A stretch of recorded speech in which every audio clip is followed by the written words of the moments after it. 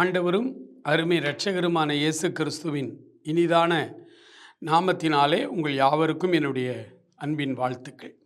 பிரியமானவர்களே, இந்த நாளிலே ஆண்டவர் நமக்கு தருகிற ஒரு அருமையான ஒரு வார்த்தை, அவருடைய தழும்புகளினாலே நாம் குணமாகிறோம். 1 பேதுருவின் புத்தகம் 2ஆம் அதிகாரத்திலே கடைசி 2 வசனங்களை உங்களுக்காக நான் வாசிக்கிறேன். 24, 25. நாம் பாவங்களுக்கு செத்து நீதிக்கு பிழைத்திருக்கும்படிக்கு அவர்தாமே தமது சரீரத்திலே நம்முடைய பாவங்களை சிலுவையின் மேல் சுமந்தார். அவருடைய தழும்புகளால் குணமானீர்கள். சிதறுண்ட ஆடுகளைப் போல் இருந்தீர்கள், இப்பொழுதோ உங்கள் ஆத்துமாக்களுக்கு மெய்ப்பரும் கண்காணியுமானவரிடத்தில் திருப்பப்பட்டிருக்கிறீர்கள். தெய்வீக சுகம், தெய்வீக விடுதலை, இதை குறித்த ஒரு தெளிவான சத்தியத்தை இந்த 2 வசனங்களிலே அவர் தருகிறார். இந்த 2 வசனங்களுக்கு முன்பு உள்ள வசனங்களிலே பாடுகளை குறித்து பேசிக்கொண்டே வருகிறார். அப்படியானால் பாடுகள் தான் கிறிஸ்தவ வாழ்வா? இல்லை பிரியமானவர்களே. பாடுகளின் வழியே ஒரு மெய்யான சந்தோஷ சமாதானத்தை நாம் பெற்றுக்கொண்டு அவருடைய ஆசீர்வாதங்களையும் பெற்றுக்கொண்டு நாம் வாழ்ந்து வருகிறோம். எத்தனை அற்புதங்களை அவர் செய்கிறார் தெரியுமா?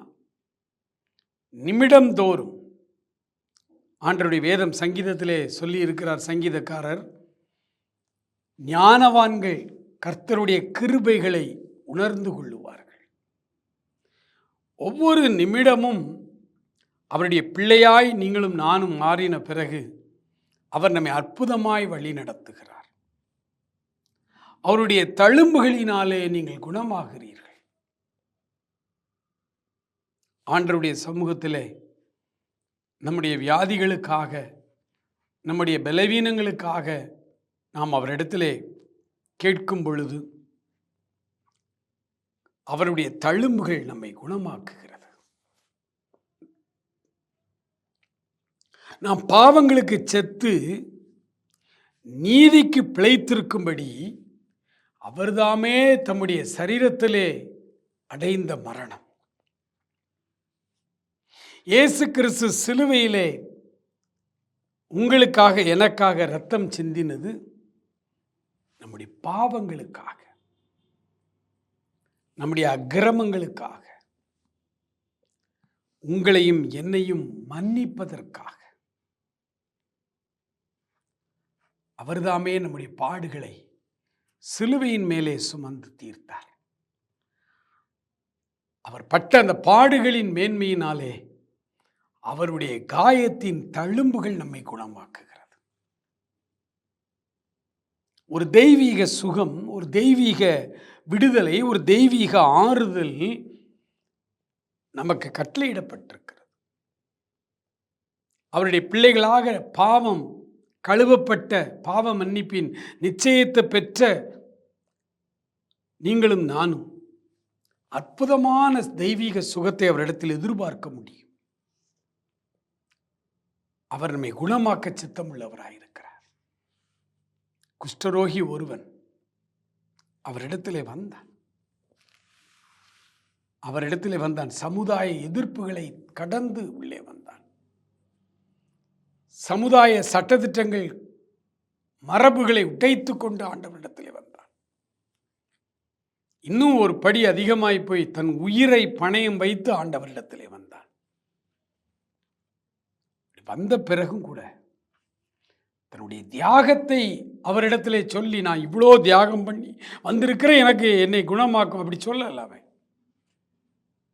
ஜனங்கள் அப்படி விரும்புகிறார்கள். நான் ஆண்டவருக்காக அதை விட்டு வந்தேன், இதை விட்டு வந்தேன், ஆண்டவருக்காக நான் அப்படி இருந்தேன், அந்த நாட்களிலே நான் அவ்வளவு சாப்பாட்டு கஷ்டப்பட்டு வந்தேன், இப்படிலாம்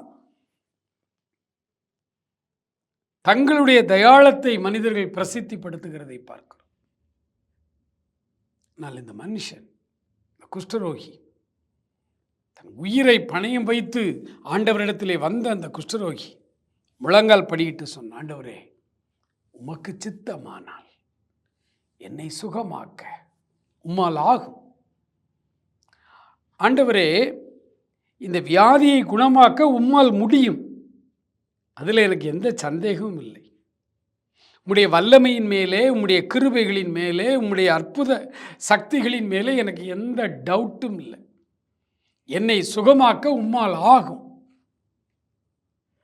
ஆனால் அது உமக்கு சித்தமா?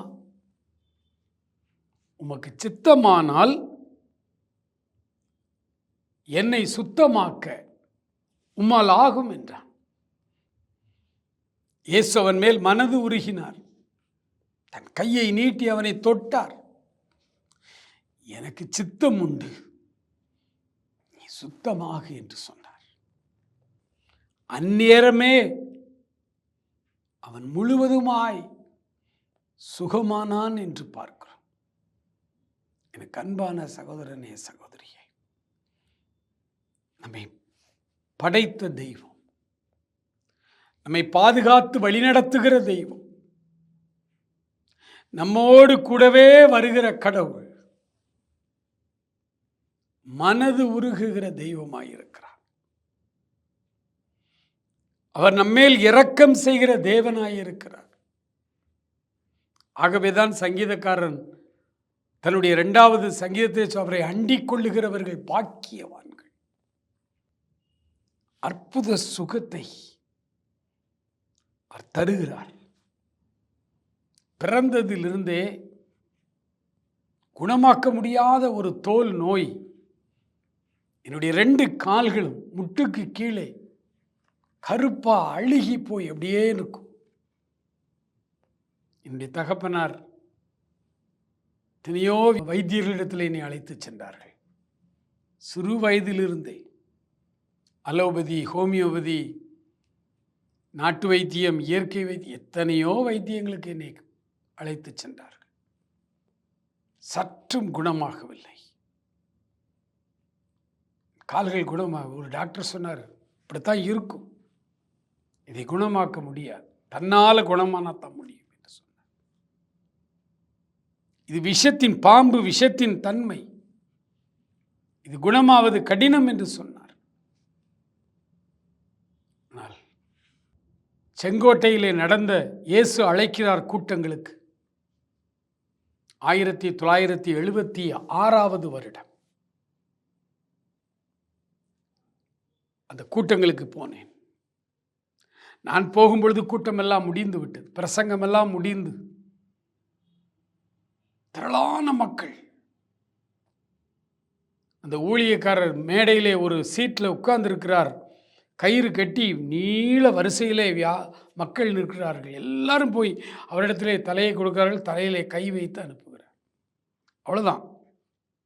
ஒரு செகண்ட் பக்கத்தில் காவல்துறையினர் நின்று ஜனங்களை அனுப்பி கொண்டே நேரம் ஆகிக்கொண்டே இருக்கிறது. நானும் அந்த வரிசையிலே கடந்து வருகிறேன். 47வது வகுப்பு. எனக்கு பெருசாக ஒன்றும் தெரியாது, எப்படி ஜெபிக்கணும் அப்படிலாம் தெரியாது. கிறிஸ்தவ குடும்பத்தில் பிறந்தவன் தான். நானும் அப்படியே அந்த லைனில் அப்படி மூவ் ஆகி முன்னாடி வந்து என்னுடைய முறை வரும் பொழுது அவர் உயரத்தில் இருக்கிற, பேசலாம் முடியாது. கிட்ட போனேன், கைகளை கூப்பி கொண்டிருக்கிறேன். தலையின் மேல் கை வைத்தார். அடுத்த வினாடி என்னை அனுப்பிவிட்டார்கள். ஆண்டவரை சுகமாக்கும் என்று கூட நான் கேட்டேனா எனக்கு நினைவில்லை. நான் வந்து விட்டேன். ஆனால் எனக்கு ரொம்ப காலமாக என் காலில் அந்த பிரச்சனை இருந்ததுனால அதை குறித்து நான் யோசிக்கவே இல்லை. 1 வாரம் போய்விட்டது. 1 வாரம் கழித்து ஒரு நாள் காலையிலே நான் குளித்து கொண்டிருக்கும் பொழுது என் காலில் பார்க்குறேன், சதசதன் ஈரமாய் நீர் வடிந்து கொண்டிருந்த கால்களில் நீரெல்லாம் வற்றி போய், ஆனால் அந்த கால் அதே மாதிரி அருவருப்பான தோற்றத்தில் இருந்தது. ஆனால் நீரெல்லாம் வற்றி போய் காய்ந்து போயிருந்தது. மழை இல்லாமல் கரிசக்காடு காய்ந்திருந்தால் அந்த எப்படி வெடிப்பாக இருக்குமோ அப்படி இருந்துச்சு என்னுடைய கால்கள். முதல் ஆச்சரியம் எனக்கு. அதன் பிறகு 1 வாரம் கடந்து போனது. கொஞ்சம் கொஞ்சமாய் என்னுடைய கால் குணமானது. ஒரு மாதத்திற்குள்ளாக முற்றிலுமான ஒரு தெய்வீக சுகம், முற்றிலுமாய் ஒரு தெய்வீக சுகம். பிரியமானவர்களே, இன்றைக்கும் நன்றியோடு இதை நான் நினைத்து பார்க்கிறேன். நான் ஊழியத்திற்கு வந்த பிறகு எத்தனையோ வியாதியஸ்தர்களுக்காக நான் ஜெபிக்கும் பொழுதெல்லாம் ஆண்டவர் அற்புதமாய் இந்த வியாதிகளை குணமாக்குகிறதை பார்க்கிறேன். என் உள்ளம் உடைந்து அன்பு நிறைந்து நாங்கள் ஜெபிக்கும் பொழுதெல்லாம் அற்புதங்கள் நடக்கிறது. வட இந்திய பகுதிகளிலே ஒருமுறை கூட இயேசுவை யார் என்று அறியாத அந்த ஆதிவாசி மக்களுக்கு, ட்ரைப்ஸ், அந்த மக்களுக்கு ஆண்டவருடைய அன்பை அறிவிக்கும் பொழுதெல்லாம் ஆண்டவர் திரளான மக்களை குணமாக்குகிறதை பார்த்திருக்கிறோம். பிசாசின் பிடிகளிலிருந்தும் பில்லி சூனிய கட்டுகளிலிருந்தும் அதனால் வருகிற தீராத வியாதிகளிலிருந்தும் அநேகரை ஆண்டவர் குணமாக்குகிறார். நாமெல்லாம் ஒரு கருவிகள். நாம் போய் நிற்கிறோம் முன்னால், அவர் குணமாக்குகிறார். அவருடைய தழும்புகள் அவர்களை தொடுகிறது. யாரையெல்லாம் அவர் தொடுகிறாரோ அவர்கள் எல்லாம் அங்கே சுகமாகிறார்கள். சொல்றாரு, சிதறுண்ட ஆடுகளைப் போல அலைந்து திரிந்து கொண்டிருந்த நம்மை ஆண்டவருக்குள்ளாக நாம் வந்த பொழுது அவர் நம்மை மேய்க்கிற மேய்ப்பனாய், நம்முடைய ஆத்துமாக்களுக்கு உத்தரவாதம் தருகிற கண்காணியாய் அவரிடத்தில் வந்திருக்கிறீர்களே, அவர் உங்களை வியாதியோடு அனுப்புவாரோ? இல்லை. பிரியமானவர்களே, நான் ஆண்டவரை ஏற்றுக்கொண்டு ஊழியத்தை என்னுடைய சொந்த கிராமத்திலே தெருக்களிலே நின்று நாங்கள் 5-6 வாலிபர்கள் இயேசு வருகிறார் என்று பிரசங்கிக்க ஆரம்பித்தோம். கேலி செய்தார்கள், கிண்டல் செய்தார்கள். இன்னும் ஒருபடி மேலே போய் என்னுடைய சொந்த கிராமத்தில் உள்ள எங்களை ஒத்த வாலிபர்கள் அநேகர் சொன்னார்கள், பைத்தியம் இவர்களுக்கு பிடித்து விட்டது என்றார். ஆம், பைத்தியம்தான். இயேசுநாதர் மேல் பைத்தியம். இது ஒரு 6 மாதம் இருக்கும், பிற சரியா போகும் என்று சொன்னார்கள். 39 வருடமாய் சரியே ஆகலை. ஆண்டவருக்காக ஓடிக்கொண்டிருக்கிறோம். அன்பான சகோதரனே, சகோதரியே, இன்றைக்கு அவருடைய மனதுருக்கம் உங்களை தொடப்போகிறது. கவனமாய் இந்த வார்த்தைகளை கேளுங்கள். ஆண்டவர் உங்களை சுகமளிக்க விரும்புகிறார். அவர் உங்களை குணமாக்க விரும்புகிறார். அவருடைய காயத்தின் தழும்புகள் உங்களை சுகமாக்க விரும்புகிறார். என கண்பான சகோதரனே, சகோதரி, மிகுந்த மனதுருக்கத்தோடு மாபெரும் அன்போடு உன் அருகிலே இயேசு நின்று கொண்டிருக்கிறார். சிலுவையிலே தன்னைத்தானே பலியாய் ஒப்பு கொடுத்த ஆண்டவர் உன் பக்கத்திலே நின்று கொண்டிருக்கிறார். உங்களை தொட்டு குணமாக்கப் போகிறார். நீங்கள் செய்ய வேண்டியதெல்லாம் அவரிடத்திலே, ஆண்டவரே, எனக்காக கல்வாரி சிலுவையிலே பலியானீங்களே, அந்த தியாகத்திற்கு என்னை ஒப்பு கொடுக்கிறேன். அந்த தியாகத்திற்கு என்னை ஒப்பு கொடுக்கிறேன். என்னை குணமாக்கும். ஆண்டவர் பர்திமேயு குருடனுடைய கண்களை திறந்த அந்த சம்பவத்திலே அவனிடத்திலே ஒரு கேள்வி கேட்டார். நான் உனக்கு என்ன செய்ய வேண்டும் என்று இருக்கிறாய் என்றால், இறையியல் தத்துவம் சொல்லுகிறது, கேளுங்கள் அப்பொழுது உங்களுக்கு கொடுக்கப்படும். நீங்கள் கேட்க வேண்டும் அவரிடத்தில். அவனை அழைத்து வா என்றார்கள். ஜனங்கள் பர்திமேயு குருடனை, திடன்கொள், எழுந்திரு, உன்னை அழைக்கிறார் என்று ஆண்டவரிடத்திலே கொண்டு வந்து நிறுத்துகிறார்கள். ஆண்டவர் அவன் கண்ணு தெரியாமல் நிற்கிறான். அவனை பார்த்து ஆண்டவர் கேட்டார், நான் உனக்கு என்ன செய்ய வேண்டும் என்று இருக்கிறாய்? நான் உனக்கு என்ன செய்ய வேண்டும் என்று இருக்கிறாய்? அவன் உடனே சொன்னான், ஆண்டவரே, நான் பார்வையடைய வேண்டும். ஒருவேளை அவன் பல காரியங்களை கேட்டிருக்கலாம் ஆண்டவர்கிட்ட. ஆண்டவரே, எனக்கு பணம் வேண்டும். ஆண்டவரே, பிச்சைக்கு எடுத்துக்கொண்டிருக்கிறேன், ஒருவரும் பிச்சை போட மாட்டாங்க. இன்னையிலிருந்து தினம் எனக்கு பிச்சை ஒழுங்காக போடும்படி நீங்கள் எனக்கு கிருபை தாங்க. எத்தனையோ காரியங்களுக்கு அல்லது ஆண்டவரே, நான் பிச்சை எடுத்துகிட்டு இருக்கேன், என் குடும்பம் வறுமையில் இருக்குது, என் குடும்பத்தை ஆசீர்வதிங்க. எத்தனையோ காரியங்கள் அவனுக்கு அன்றைக்கு தேவை, பல காரியம் தேவை. இந்த இடத்துல செய்தியை கேட்டுக்கொண்டிருக்கிற என் அன்பு சகோதரா சகோதரி, உனக்கும் கூட பல காரியங்கள் தேவைப்படும் ஆண்டவரிடத்தில். ஆண்டவரே, எனக்கு அந்த காரியம் தேவை இருக்கிறது, இந்த காரியம் தேவை இருக்குது, இதுவும் எனக்கு தேவை. பல காரியங்கள் நம்ம எல்லாருக்குமே தேவையாயிரும். ஆனால் பிரதானமான ஒரு காரியத்தை ஆண்டவரிடத்தில் கேளுங்க. ஆண்டவர் உங்களிடத்திலே அதை கேட்க விரும்புகிறார். நான் உனக்கு என்ன செய்ய வேண்டும் என்று இருக்கிறாய்? இந்த குருடன் தாமதியாமல் உடனே சொன்னான், பார்வையடையணும் ஆண்டவரே. பிரதானமானது எனக்கு அதுதான். நான் பார்வை அடைந்து விட்டால் மற்ற எல்லாம் சரியாகிவிடும். நான் பார்வையடைய வேண்டும். என் அன்பு சகோதரா சகோதரி, அவர் தன்னுடைய காயத்தின் தழும்புகளினாலே உங்களை குணமாக்க விரும்புகிறார். அவரிடத்தில் சொல்லுவீங்களா,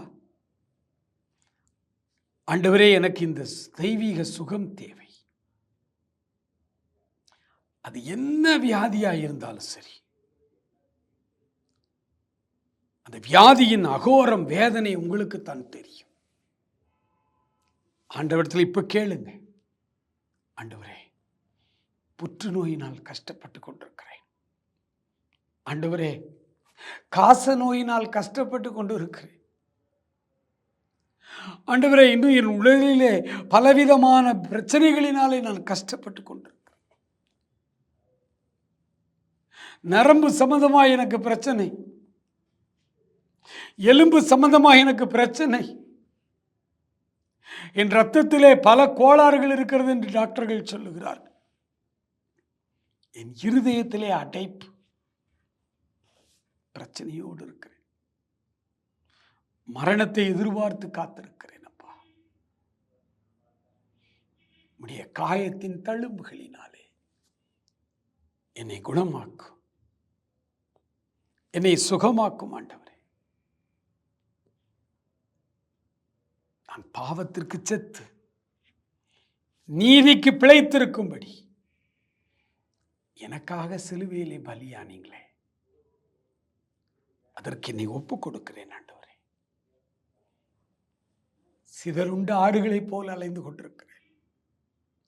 மெய்ப்பனும் கண்காணியுமான உம்மிடத்திலே இப்பொழுது நான் திரும்பி வருகிறேன்.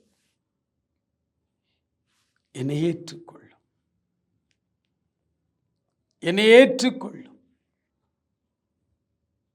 உடைய தெய்வீக சுகம் எனக்கு தேவை, உடைய தெய்வீக விடுதலை எனக்கு தேவை.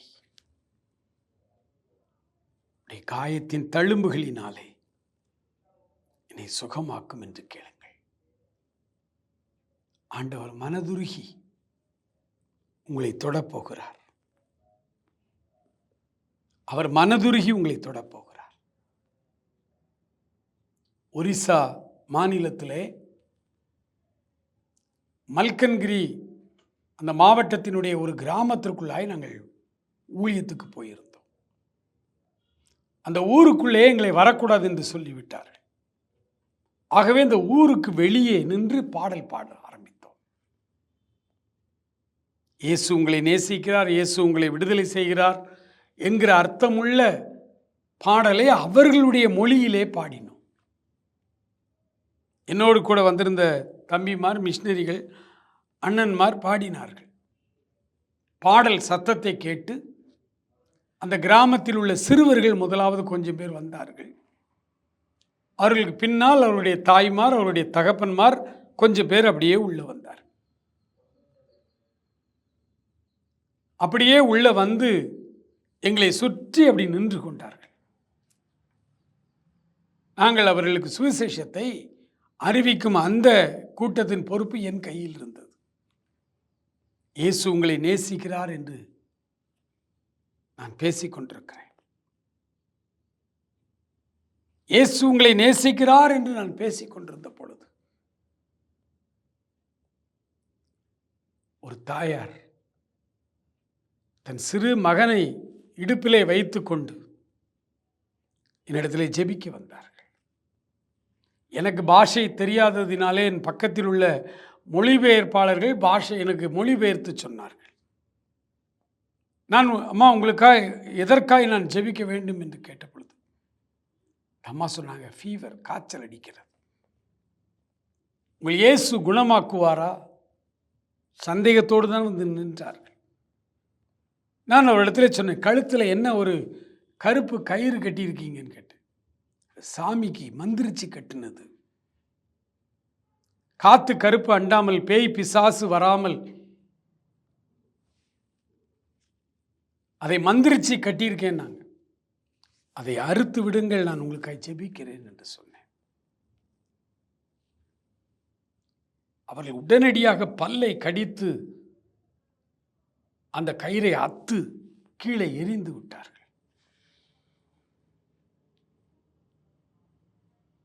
அந்த வினாடியிலே ஒரு தெய்வீக அன்பு என்னுடைய இருதயத்தை நிறைத்தது. சகோதரிக்காய் நாங்கள் ஜெபித்தோம். ஆச்சரியமான காரியம். ஜெபம் முடியவும் அவர்கள் பூரணமான ஒரு சுகத்தை பெற்றுக்கொண்டார்கள். எத்தனையோ நாள் கஷ்டப்பட்ட அந்த ஜுரம் அவர்களை விட்டு நீங்கியது. மீட்டிங் முடிந்து இரவிலே வந்த பொழுது அந்த மிஷினரி பதறி போய் ஒரு காரியம் சொன்னார். பிரதர், இந்த கிராமத்து மக்கள் தாலியை கூட கலட்டுன்னா கலட்டிடுவாங்க, ஆனால் அந்த மந்திரிச்ச தாயத்தை கழட்ட மாட்டாங்க. ஒருவேளை இந்த மந்திரிச்ச தாயத்தை கலட்டுன்னு சொன்னால் அந்த ஊருடைக்கு கூடியிருந்தவர்கள்லாம் உங்களை அடித்து கொலை பண்ணிடுவாங்க. ஏன்னா அந்த கயிறு அவ்வளவு மரியாதையானது அவங்க கிராமத்தில். நீங்கள் அதை கலட்டுங்கள் என்று சொன்ன பொழுது எனக்கு கையும் ஓடலை, காலும் ஓடலை. இன்னைக்கு நம்ம செத்தோம் அப்படின்னு தான் நினைத்து கொண்டிருந்தேன். நல்ல அற்புதமான ஆண்டவர் நம்ம கூட இருந்து இன்றைக்கு நம்மை பாதுகாத்து உயிரோடு நம்மை அழைத்து வந்திருக்கிறார். நான் சொன்னேன் இந்த பிரதர், ஒரு தெய்வீக அன்பு, ஒரு தெய்வீக மனதுருக்கம் நம்மை மூட ஆரம்பித்ததை நான் உணர்ந்தேன். அந்த கூட்டத்திலே நாம சுவிசேஷம் அறிவித்துக் கொண்டிருக்கும் பொழுதே ஆண்டவர் தம்முடைய மனதுருக்கத்தினால் நம்மை நிறைத்தார். அப்போதே எனக்கு தெரியும் இன்றைக்கு அற்புதங்கள் நடக்கும் என்று. ஆண்டவர் அந்த அம்மையாருக்கு அற்புதம் செய்தார். தொடர்ந்து இந்த கிராமத்துக்கு நீங்கள் ஜெபியுங்கள், ஆண்டவர் ஆத்துமாக்களை தருவார் என்று. இன்றைக்கும் அந்த கிராமத்திலே ஆலயம் நடந்து கொண்டிருக்கிறது, ஆராதனைகள் நடந்து கொண்டிருக்கிறது. ஜனங்கள் மனம் திரும்பி வந்திருக்கிறார்கள். அந்த ஆண்டவர் இன்று உங்கள் பக்கத்திலே தெய்வீக மனதுருக்கத்தோடு வந்திருக்கிறார். இத்தனை பேர் வியாதியோடு வேதனையோடு வந்திருக்கிறீர்கள். தீர்க்க முடியாத வியாதிகள் எதுவானாலும் இப்பொழுது ஆண்டவரிடத்திலே ஜெபம் பண்ணுங்க. இந்த வினாடியிலே அற்புத சுகத்தை பெற்றுக்கொள்வீர்கள். மகா இரக்கமுள்ள எங்கள் ஆண்டவரே, நன்றி நிறைந்த உள்ளத்தோடு உம்மை நாங்கள் துதிக்கிறோம், ஸ்தோத்தரிக்கிறோம். அப்பா, உடைய தெய்வீக வல்லமை எங்களை தொட வேண்டும் என்று நாங்கள் ஜெபிக்கிறோம். உடைய கிருபைக்கு எங்களை ஒப்புக் கொடுத்து ஜெபிக்கிறோம் ஆண்டவரே. உடைய வல்லமை எங்கள் ஒவ்வொருவரையும் தொட வேண்டும் என்று ஜெபிக்கிறோம். எத்தனை பேர் இப்பொழுது வியாதியோடு, கட்டிகளோடு, புற்றுநோயோடு, ஆண்டவரே தீர்க்க முடியாத ஆண்டவரே வியாதிகளோடு போராடி கொண்டிருக்கிறார்களோ.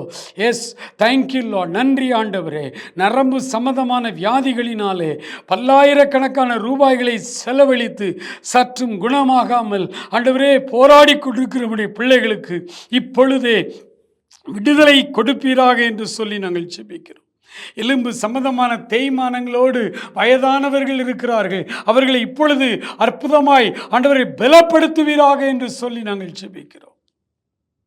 உடைய மனதுருக்கம், உடைய காயத்தின் தழும்புகள் பிள்ளைகளை குணமாக்கட்டும். ஆசீர்வதியும். நீர் அற்புதமாய் உடைய பிள்ளைகளை தொட்டதற்காய் ஸ்தோத்திரம். கட்டிகள் மறைந்ததற்காய் ஸ்தோத்திரம். நரம்பு சம்பந்தமான பிரச்சனைகள் முற்றிலுமாய் மாறிவிட்டதற்காய் ஸ்தோத்திரம் ஆண்டவரே. பெற்றுக்கொண்ட அற்புதங்களுக்காய் ஸ்தோத்திரம் செலுத்துகிறோம். நீர் செய்த அதிசயங்களுக்காய் ஸ்தோத்திரம். உடைய மனதுருக்கம் உடைய பிள்ளைகள் மேல் இறங்கினதற்காய் ஸ்தோத்திரம். ஒவ்வொருவரையும் ஆசீர்வதி, காத்துக்கொள். இயேசு கிறிஸ்துவின் நல்ல நாமத்தை ஜெபிக்கிறோம் எங்கள் அருமை பிதாவே. ஆமேன், ஆமேன். பிரியமானவர்களே, இயேசு கிறிஸ்து தம்முடைய மனதுருக்கத்தினாலும் காயத்தின் தழும்புகளினாலும் உங்களை குணமாக்கி இருக்கிறார் என்பதை நாங்கள் உறுதியாய் விசுவாசிக்கிறோம். நீங்கள் பெற்றுக்கொண்ட அற்புதங்களை எங்களுக்கு தெரியப்படுத்த மறவாதிருங்கள். திரையில் காண்கிற என்னுடைய நம்பரில் நீங்கள் தொடர்பு கொள்ளுங்கள். சாட்சிகளை பகிர்ந்து கொள்ளுங்கள். ஆண்டவர் தாமே உங்களை ஆசீர்வதிப்பாராக. ஆமென்.